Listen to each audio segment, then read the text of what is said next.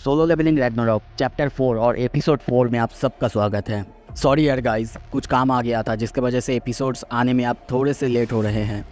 और मैं कोशिश कर रहा हूँ हर वो सीरीज़ जो मैंने चालू किए थे उन सबको कंटिन्यू करने की, तो जल्दी से इस चैनल को सब्सक्राइब कर लो। चलिए आगे बढ़ते हैं। पिछले एपिसोड में हमने देखा था सोंग सूहो, उसकी हालत एक सी रैंक मिस्ट बांड की वजह से बहुत ज़्यादा ख़राब हो जाता है और दूसरी तरफ तभी वहाँ पे बेरू की एंट्री होता है जो कि आके ही सब जो मिस्ट बांध थे उनकी हालत ख़राब कर देता है, उनको मार देता है। अब आगे एपिसोड के शुरू में हम सूहो को देखते हैं, उसकी सपने को, या फिर बोल सकते हो उसको ये सारे विजुअल्स आ रहे हैं। हम देखते हैं जब वो छोटा था तब वो बेरू को और उसी के साथ वहाँ पे जितने भी सारे शैडो क्रीचर्स हैं उनको ड्रॉ कर रहा था।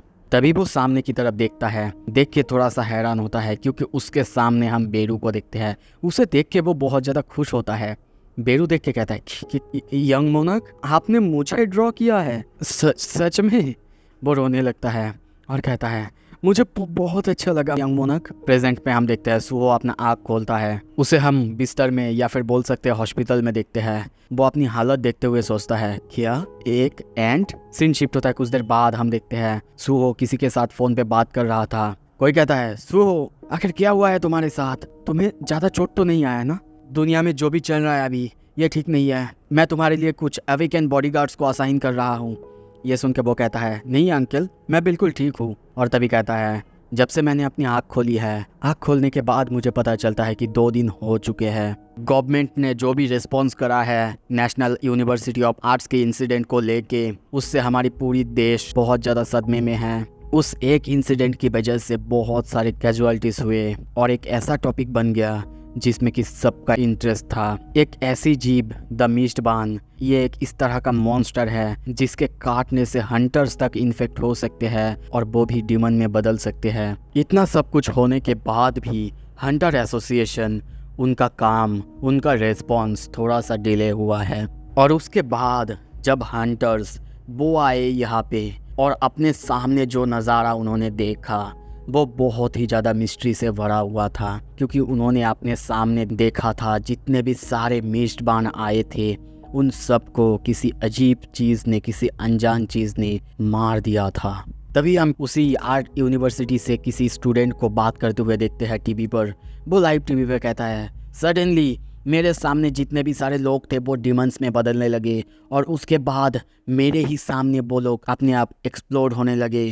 कुछ देर बाद हम देखते हैं सूहो ये जो न्यूज़ था ये देख के टीवी बंद करता है, अपने साइड में देखते हुए सोचता है तो जैसा कि मैंने सोचा था ये एक सपना नहीं है, मेरा ड्रीम वो सच है। और उससे भी ज़्यादा एक ऐसी अवेकन पर्सन जो कि हर एक लेवल के साथ ताकतवर होता जाता है। तभी हम उसकी स्टेटस विंडो को देखते हैं। वो अपने आप को देखते हुए कहता है भाई द वे, जब मैं उस सी रैंक के मिस्ट बान से लड़ रहा था तब तो मैं बहुत ज़्यादा इंजर्ड था, फिर मैं कैसे बच के निकला बाहर से?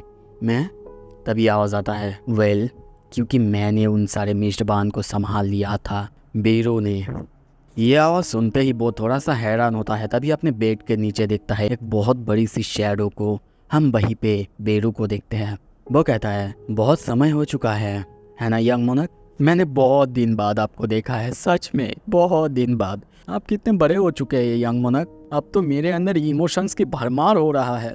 और तभी उसको देखते ही सूहो के दिमाग में ग्लिचेस आता है। वो सोचने लगता है और एक एक करके सारा जो मेमोरीज था जो उसके दिमाग से वाइप करा गया था, मिटा दिया गया था, वो सारी मेमोरीज धीरे धीरे वापस आने लगते हैं। वो सोचता है क्या ये क्या हो रहा है मेरे साथ? जितने भी सारे मेमोरीज वो अब मेरे अंदर फिर से आ रहे हैं। मैं इस एंट को पहचानता हूँ, जानता हूँ ये कौन है। ये उसी तरह का ब्लैक क्रीचर्स है जिनसे कि मैं बचपन में खेला करता था। मुझे कुछ भी याद नहीं है, क्यों मैं भूल गया था अब तक ये सब कुछ। बेरू तभी कहता है मैं हूँ बेरू, बहुत सारे डायमेंशंस को क्रॉस करके आपसे मिलने आया हूँ यंग मोनाक। वो उसे देखता रहता है और सोचता है और क्यों इनके जैसे अजीब से ब्लैक क्रीचर्स के साथ आखिर मैं क्यों रहा करता था, आखिर मैं क्यों खेला करता था? बहुत सारे सवाल है मेरे दिमाग में जिसका कि जवाब मुझे अब तक नहीं मिला है। तभी वो कहता है अच्छा, मोर देन एनीथिंग, मुझे जितना याद है तुम इससे भी ज़्यादा बड़े थे, इतने छोटे साइज़ के तो नहीं थे। बेरू कहता है क्योंकि जब मैं डायमेंशंस को पार करते हुए यहाँ पे आ रहा था, अपनी बहुत सारी मैजिकल पावर्स माना को खो दिया था। ओरिजिनली मैं इतना ज़्यादा कमज़ोर, इतना ज़्यादा छोटा नहीं हूँ, मैं भयानक और बहुत ज़्यादा इम्पोजिंग हूँ। वो कहता है, क्या अगर तुम ऐसा ही हो तो ये स्टेटस विंडो तुमको प्राइवेट रैंक का क्यों बता रहा है? ये देख के बीरू को गुस्सा आता है और कहता है, क्या? How dare the system treat me like that? मेरे जैसे एक मार्शल ग्रेट शैडो को ऐसे कैसे ट्रीट कर सकता है? तभी सुहो उठता है और कहता है, एनीवे आई ओ यू, क्योंकि तुमने मुझे रिकवर करा है।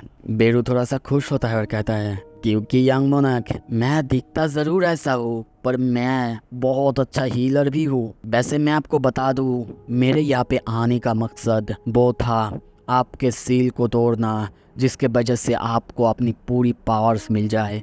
पर अब आपको देख के जितना लग रहा है, अब इसकी ज़रूरत बिल्कुल भी नहीं है। ये सुन के वो कहता है, क्या ये वही सील है जिससे मेरे सारे ड्रीम्स जुड़े हुए हैं? बेरू कहता है, नहीं यंग मोनार्क, आपको शायद ये सब कुछ एक सपना लग सकता है, पर जो भी आपको सपना लग रहा है वो सब कुछ सच था, एकदम पूरी तरह से सच। और वो सब कुछ अपने एक्सपीरियंस करा था। और आपको मैं बता दूँ, आप बहुत ज़्यादा ताकतवर थे जब आपने पिछली बार मुझसे लड़ा था।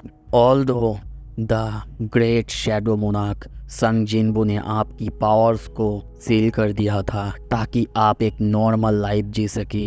ये सुनते ही वो बहुत चौंकता है और सोचता है, क्या तुम कह रहे हो कि तुम मेरे डैड से कनेक्टेड हो? मेरे डैड वो क्यों घर छोड़ के चले गए, बताओ मुझे। वो उसको पकड़ के हिलाने लगता है। बेरू कहता है, नहीं यंग मोनार्क, उसने घर नहीं छोड़ा, बस वो बाहर यूनिवर्स में या फिर आपके हिसाब से आउटर स्पेस में गए हैं। ये सुन के सुहो कहता है, क्या मतलब है तुम्हारा कि आउटर स्पेस में? बेरू थोड़ा सा सोचता है और कहता है, अगर मैं आपको सिंपली एक्सप्लेन करूँ तो द ग्रेट शैडो मोनार्क वो इस यूनिवर्स में आने वाले इन्वेडर से लड़ रहे हैं, मतलब बाहर के दुनिया के गॉड से, भगवान से, जो कि इस दुनिया को हथियाना चाहते हैं। सुहो सुन के कहता है, क्या मेरे पापा वो लड़ रहे हैं? इसका क्या मतलब है? बेरू कहता है, हाँ बिल्कुल यंग मोनार्क, आपके पापा भगवानों से लड़ रहे हैं। आउटर यूनिवर्स के भगवान, उनको हम इतारिम के नाम से जानते हैं। जो भी इतारिम्स है, अपने जो मॉन्स्टर्स होते हैं उनको हमारी दुनिया में भेज रहे हैं। और शायद इसी की वजह से यहाँ तक कि मैंने भी आते टाइम बहुत सारे उन बीस्ट को, एनिमीज को मारा है यंग मोनार्क। यहाँ तक कि अब तो मुझे ये भी लग रहा है जितने भी सारे गेट्स और डिमंस अर्थ पे दिख रहे हैं, ये सब इसी वार का नतीजा है, उन्हीं इतारिम्स की वजह से है। ये सुन के तभी सुहो कहता है, तो इसका मतलब माँ वो भी उनके साथ गए हैं? बेरू कहता है, क्या? नहीं, वो तो नहीं गए हैं। वो कहता है, मैंने तो एज्यूम करा था कि वो उनके ही साथ गई थी, क्योंकि वो भी उसी दिन गायब हुई थी जब मेरे पापा गायब हुए थे। ये सुनते ही बेरू बहुत चौंकता है और चिल्लाने लगता है, क्या कहा आपने? लेडी हाइएन वो मिसिंग है?